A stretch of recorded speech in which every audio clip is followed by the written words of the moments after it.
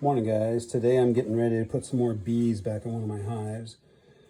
And so I'm going to be cleaning up some of my old caps. These old caps, I barely got open again. But as you can see, you can't see anything through there as far as light goes.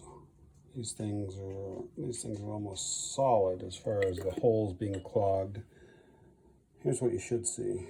You can see as I move it around, all those little holes in there. So in order to get more holes in this thing the way it's supposed to be, I just take a couple push pins. And I start with pushing one in, and then using that as a guide to know where it is I stop last. And then I just push in and pull back out another push pin and just keep working it around until I've got the holes all the way around. Once I've done that, you can see I've got a couple holes in this one where there wasn't anything that's going to drip out before. These are little containers that we're going to put honey in. And what happens is the bee, once I get these things cleaned out, then I'll flip this upside down with the lid on it into this little contraption when I get it clean. And then the bees are just big enough when that thing's closed and the cap's on, the cap's going to bring it up just a little bit. And then the bees can walk in there and get that sugar water out of there. And that'll help get them started. So this is how the bees feed with those little feeders. Now granted, I don't have my bees yet, but these are just wild bees that are in my yard that have found the feeders, and now you can see them crawling into the little bottom piece and getting a little bit of the sugar water out of there and just flying around.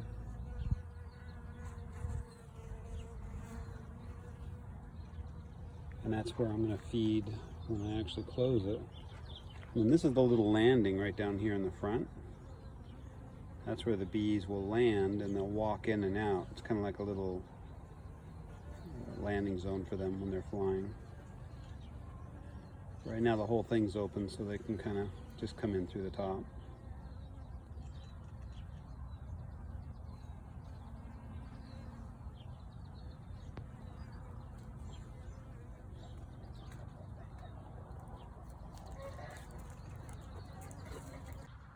I'm getting ready to put some more bees in my hive. And so I put some feed in there, and the neighborhood bees found it, and so they're starting to come in and feed off of it, which is a good sign.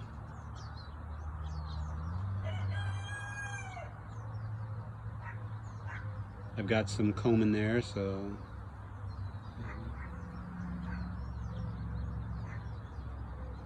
it's good to see that these bees like going in and out. If they do, I'm sure mine will as well. Well, I just got the order of bees in. Yeah, all kinds of little bees running around in there, getting ready to put them into the hive. So I'm going to take out half of these, and then I'm going to dump the bees in there, and then put the frames back in. Some of the frames have comb, some of them don't, but it'll be a good start for the bees to get rolling. So first thing I'm gonna do is spray them with a little sugar water, give them something to calm down and to drink. I just got them back from the post office, so they're pretty docile. You can see them all kind of resting in the bottom there. That's because it's cold there and they're trying to stay warm. So we'll see how this works once I get them sprayed and get them rolling. Adding some more bee juice to the beehive I have over there. And I've decided to try and use the cage they actually came in and put the juice right inside the cage and then just cut the screen out. As you can see in the bottom of there, we lost a few of the bees in shipping, but you always lose a few in shipping. So what I'm going to do is I'm going to cut this screen out of here so that they can actually fly in underneath it, and then I'm going to flip this upside down in that hole, and hopefully it'll be an easier way to feed them outside that I can see when it's empty and I can refill it on a regular basis. Okay, so I cut the screens out and I turned it upside down. I poked a bunch of holes with a push pin in the top of it, and it looks like it's doing what I want it to do. It's just giving me a little bit of a drip right there. And it's just kind of sitting there. It's not really dripping, it's just kind of sitting there. So I think it's ready to go over and see what they do with it. Well, we've got the bees in the hive now, and I'm just sitting on a bench right outside of the hive to kind of keep an eye on them, see how they're doing. Let me turn this around so you guys can see them.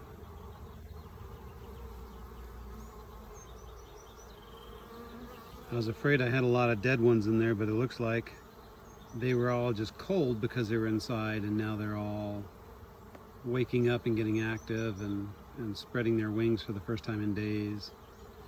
It took, I think, 4 days to travel cross country. See that little can there that had food in it for them, but that can is completely bone dry, so these guys are hungry. I put a bunch of little containers inside with that sugar water, the bee juice that I created, and then I sprayed a little bit of it on the side of the beehive so they know where they can go.